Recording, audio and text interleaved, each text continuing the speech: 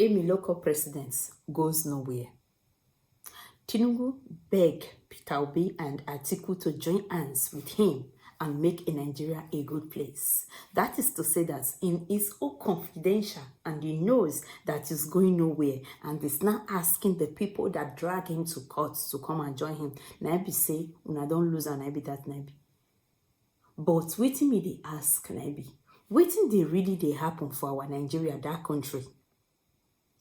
And I still hear another controversy like the 20% where they explain.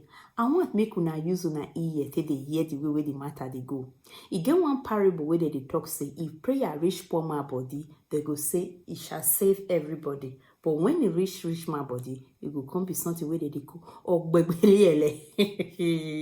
run that INEC was not under any compulsion to use beavers, that the electronic transmission of results was equally at the discretion of INEC. That Tinubu's $460,000 forfeiture was not criminal in any way. And lastly, that the candidacy of the president was fit and proper. According to the tribunal, which cleared the air on the controversial 25% of votes accruable to winner in Abuja, the Federal Capital Territory, it said was not a requirement for the declaration of result, adding also that the Independent National Electoral Commission, INEC, was not under any legal compulsion to transmit results electronically. President Bola T1nu yesterday responded to the news of his electoral victory affirmed by the Presidential Election Petition Court from India, where he was participating in the G20 summit, and saluted the diligence, undaunted thoroughness and professionalism of the 5-member bench led by Justice Haruna Samani in interpreting the law. He, however, urged his co-contestants, Atiku Abubakar of the People's Democratic Party, PDP, and Peter Obi of the Labour Party, as well as their supporters, to give his government the requisite backing in collective interest. It's been a very, very strong and emotional journey for all of us, struggling for democracy, truth, and justice for all. Today, we give kudos to the judiciary for their indefeasible commitment to rule of law and to humanity. Thank God Almighty for guiding us this far and protecting us.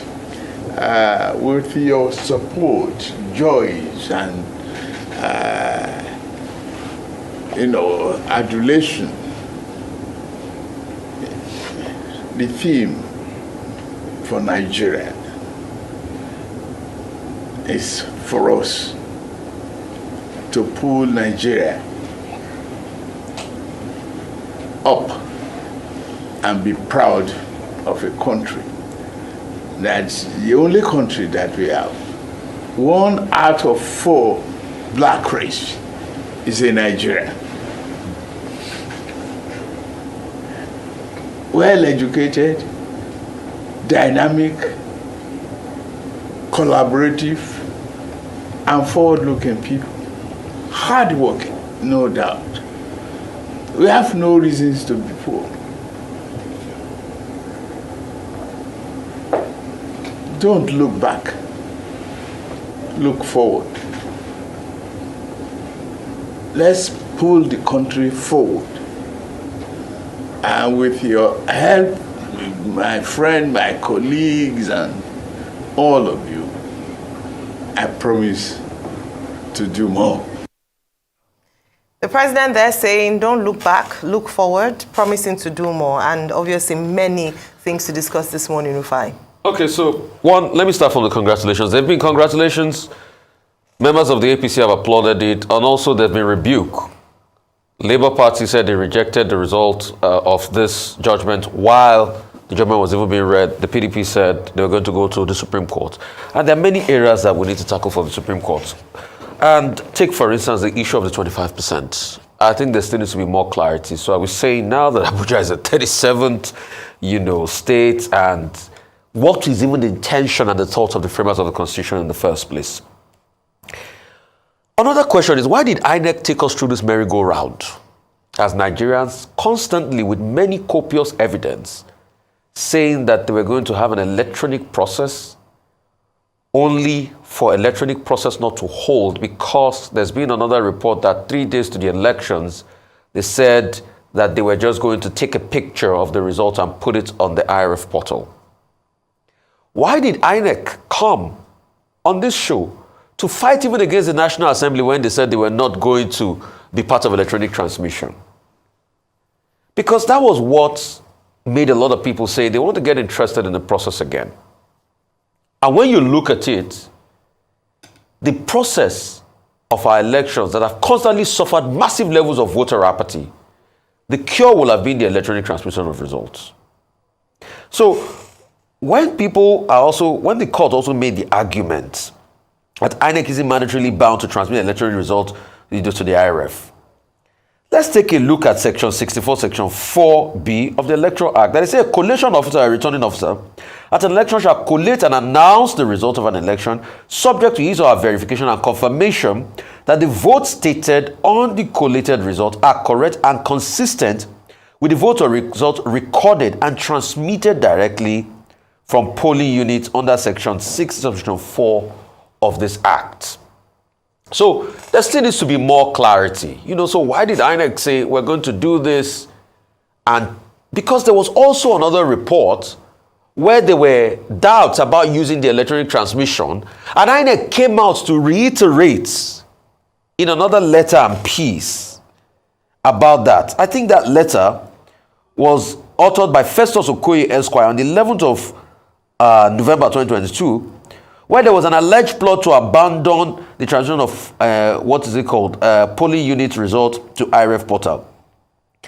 And in the letter, the INEC said attention has been drawn to section of the media alleging that our plans to rig 2023 election, abandoning direct real-time transmission to INEC portal.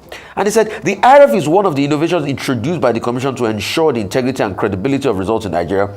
It's therefore inconceivable that the Commission will turn around and undermine its own innovations. So, all of this conundrum, INEC said it was going to do something to bring back. Because if we're saying that INEC can use any process to collate reports, and if, like the court said, it means that we've gone back to the EU days of elections, where it could be a do or die at the polling unit, and the truth is that there's a big problem of the burden of proof. And don't get me wrong, when the judges talked about it, the burden of proof is always hard. And the judges did eviscerate the petitioners on the burden of proof, and also vis-a-vis the Evidence Act, because it's quite difficult to prove. Take, for instance, I am not sure, and correct me if I'm wrong, that any political party in Nigeria has polling unit by polling unit EC8A forms for over 50,000 polling units. Where are you going to get? Your strong room has to be very strong under election conditions where your polling agents might not even take a proper picture of it and things like that. It's always difficult. And a lot of people felt that the IRF was going to be the basis to be able to actually authenticate the report and look at this result.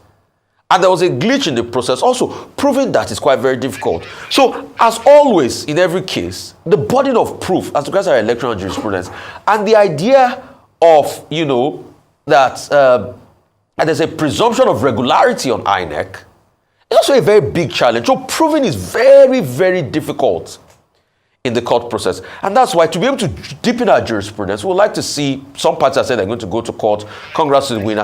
We would like to see how all of this pans out at the Supreme Court, so we can learn more and have this argument. But, a couple of things, Nigerians, there needs a need to go back to the National Assembly as regards fine-tuning electoral laws. It's an ongoing process. Okay. Yesterday, their lordships, 5 of them, sitting in the Presidential Election Petition Tribunal, gave their judgment. It's not the end of the road. Within the purview of Section 285 of the Constitution, the matter, can still go to the Supreme Court. And already, both the legal advisor of the Labour Party and lead counsel for the Atiku team, Chris Uche SAN, have both indicated that they will be proceeding to the Supreme Court. When they file, their appeal at the Supreme Court, we still have some 60 days within which the Supreme Court will determine the matter. But from what transpired yesterday, one of the longest judgments ever delivered in the history, of the Nigerian courts over 12 hours. Their lordship started at 9:40. More than 12 hours later, they were still at it. At the end of which, they ruled that President Bola T1nu was duly elected and he was duly returned as president of Nigeria, which is a major victory for both the APC and President Bola T1nu. So congratulations are in order, to the extent that we have seen APC members dancing. Even there is a video of the president himself dancing and singing along with others in faraway New Delhi, India. Now, so double congratulations for him. On the day the tribunal ruled in his favor was also the day some investors in India pledged a total of about $14 billion that they are proposing to invest in Nigeria. Now, what are the issues addressed by their lordships in that ruling yesterday? One, they ruled that the allegation of double nomination of Vice President Shettima as a candidate then was a pre-election matter which should have been taken up then, and beyond that, it was an internal party affair. Therefore, they dismissed that. Two, they said that the query by the APC about Mr. Peter Obi's membership of the Labour Party is also an internal matter of the party, which is non-justiciable within the framework of the law. Number three, they ruled on the alleged,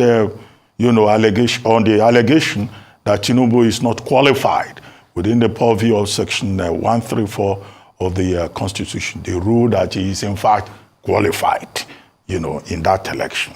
The allegation that he paid $460,000 to a district court in the United States, and that on the basis of that he should have been disqualified. The court ruled that there was no criminal conviction. This was not a case of criminal conviction, it was a case of civil forfeiture.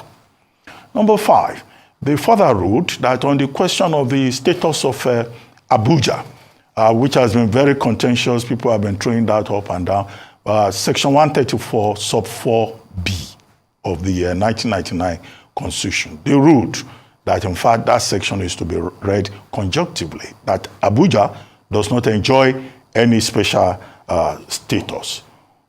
Six, they ruled that the Labour Party could not show how many votes, additional votes that it claimed that it had.